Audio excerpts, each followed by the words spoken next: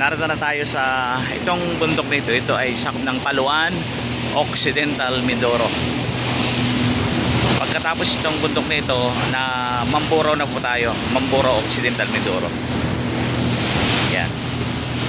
Mula Lubang almost migit kumulang mga 1.5 hours lang ang takbo.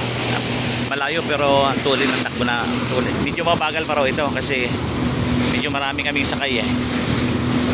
Ito ang si Ambulance San Lubang at napakabuti naman ng lokal na pamahalaan.